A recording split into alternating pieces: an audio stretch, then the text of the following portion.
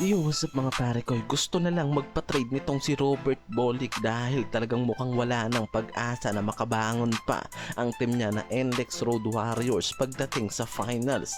Isa lang naman itong si Bolick mga pare ko, isa mga high scoring guard nitong NLEX and hindi mo itatanggi kung gaano kalaki mga pare ko yung impact nito sa team na yan, at isa siya sa dahilan kung bakit umaabot nga raw sa semifinals ang NLEX. Alam naman natin yung kalidad nitong si Bolick pagdating sa pagiging elite scorer sa team. Kahit saang team mo dalhin yung player na to, kayang-kaya nga raw nitong i-lead sa kahit anong senaryo yung team na paglalaroan niya. Pero hindi nga raw sapat yung husay at taas ng average na pinoprovide nito sa team ng NLEX. Dahil kita naman na talagang hirap nga raw yung mga to na makapasok sa finals. Swerte na nga lang kung umabot sila sa semis tulad ng nangyari last season, di ba? Kaya nga kailangan nga raw ng katuwang nitong si Bolick na isa ring star player na makakatulong niya sa team. And kung sakaling hindi mangyari, sigurado nga raw na panahon na para maglipat na to ng team na madadala niya sa finals at may makakatulong siya dyan.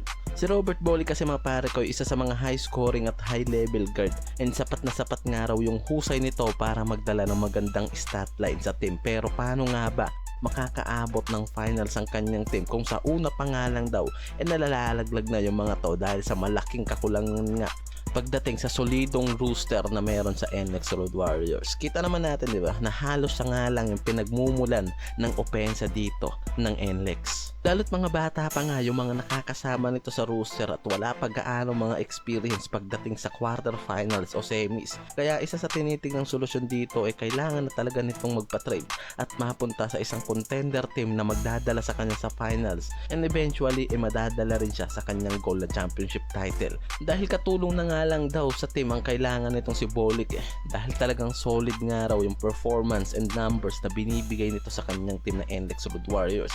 Kaya naman isa sa tinitignan na team na maaaring puntahan nga raw nitong si Bolick itong San Miguel Beermen na ngayon nga talagang gutom na rin na bumawi sa susunod na conference, and nakikita na pwedeng pag-tradean nga raw nitong si Bolick yung team na yan. Lalot ngayon nare-report din yung malaking rebuilding ng team na to pagdating sa kanilang rooster, at yan yung isa sa tinitignan nga na mapunta nga itong si Bolick sa San Miguel Beermen para nga mas maging solido pa yung opensa ng SMB dito sa guard na si Bolick. Isipin mo kung sakali lang naman mga pare ko na matuloy yung trade na to na Robert Bolick sa SMB, yung kombinasyon bilang high standard sa pagiging guard nitong si Bolick at ang kombinasyon dito kay Pajardo sa ilalim, siguradong magiging unstoppable nga raw ang duo na to. Sama pa natin itong si CJ Perez na isa rin sa pinagkakatiwalaang guards nitong SMB. Talaga nga raw na mas lalong maglalakihan pa at magbabago yung opensa nitong Beermen kung itong si Bolick yung kukuhanin lang naman nila sa trade na to,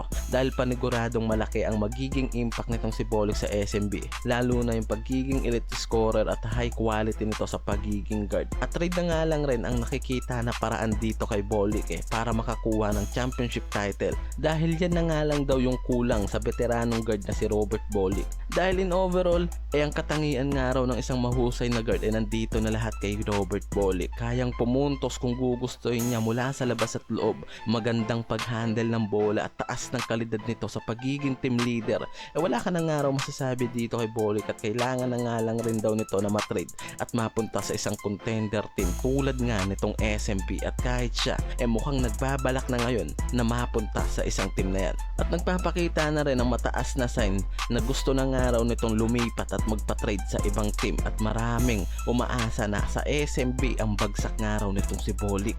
Isa pa mga pare ko itong si Mikey Williams, dahil ngayon nare-report yung posibleng pagpirma nito ng kontrata dito sa Barangay Ginebra dahil sa tagal na nga rin mga pare ko nang hindi ito makapaglaro sa talk and text matapos na gawin siyang unrestricted player at matagal na pahinga. And after nga na maglaro ito dito sa Strong Group Athletes, ngayon ang daming mga team yung nauugnay at nalilink dito sa guard na si Williams. Dito na rin maaari nga raw mag-umpisa yung bagong karir nito sa PBA, at handa na rin yung talk and text. Napakawalan nga raw yung guard nila na to na si Mikey Williams. Kung merong team na magkakaroon nga raw ng interest at magbibigay sa kanila ng magandang trade, handa na nga raw nilang ibigay yung rights nito itong player nila. Sobrang laki ng potential mga pare ko na itong Hinebra ang gumawa ng hakbang para nga makuha sa isang trade itong si Williams at magamit nila sa paparating na semifinals or magamit na nila next season. Itong Hinebra kasi gustong kumuha ng isang veteranong guard at isang elite scorer para sa kanilang bench na makakatulong dito kila Thompson at Abarrientos. So far mga pare ko maganda pa rin naman nga raw yung kondisyon nitong Mikey Williams na to dahil kahit sa SGA litaw na litaw pa nga rin yung pagiging 2x MVP nito sa tropang giga. Kaya naman hindi rin nakakapagtaka na pag-interesan pa rin to ng Barangay Hinebra. Lalo ngayon na kailangan talaga ng mga to na ma-secure yung spot nila sa finals. Kakailanganan nga ng mga to ng isa pang madiinang guards and walang mawawala sa kanila kung kukuha sila ng reserve guards sa kanilang roster ngayon. Lalo't maraming mga player yung available na ma-trade sa kanila. Paniguradong hindi matatanggihan nga raw nitong talk and text yung trade deal na pwedeng ibigay sa kanila nitong Barangay Hinebra para makuha lang itong si Mikey Williams dahil kailangan din ng tropang giga ng isang forward na makikita nga raw nila dito sa jeans.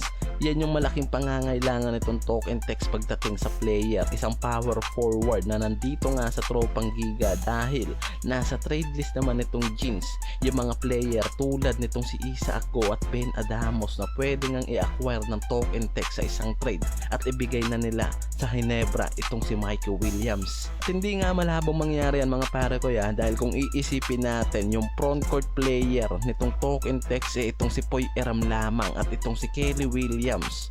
At mas nagagamit nga nila itong si Eram ngayon at walang Juanuelas Roser, hindi malabong di na rin magtagal nga raw yung karir nitong si Kelly Williams at magretiro na rin to. Kaya naman posibleng kumuha nga ng trade itong talk and text para ma-secured yung mga power forward na pwede nilang makuha sa trade na yan. Itong si Ben Adamos o Isaac ko lang naman yung nare-report na nasa trade list ng Hinebra ngayon and anytime pwede nilang ibigay yan sa isang trade. At dito nga sa talk and text nakikita ng marami yan na maaaring gawin ng Hinebra para makuha na itong si Mikey Williams. Yan din kasi yung binabalak nitong talk and text ngayon na gumawa na ng trade para sa kanilang roster. Kaya naman talagang hindi nga malabo na dito sa Hinebra bumagsak itong guard na si Mikey Williams. Malaking bagay panigurado ang mabibigay nito sa Hinebra kung matutuloy yung trade na yan at malaki rin yung pakinabang ng talk and text sa power forward na makukuha nila tulad nitong si Ben Adamos o itong si Isaac Go sa Hinebra. Kaya naman parang magiging patas yung trade na mangyayari dyan. Ibigay nila si Mikey Williams sa jeans at makakakuha sila ng power forward na kinakailangan nila sa kanilang roster.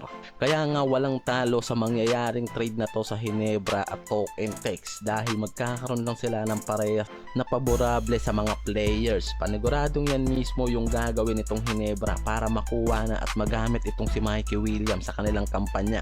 Isipin mo yung magiging kombinasyon kasi nitong si Mikey Williams kasama sila Thompson, Abarrientos at Justin Brownlee at yung former teammate niya na sa talk and text din galing si Troy Rosario talagang napapakinabangan na ngayon ng jeans. Kaya naman talagang paniguradong isa yan sa magandang magiging kakalabasan sa roster na to ng jeans kung sakaling itong si Williams mapaloob nila sa kanilang lineup.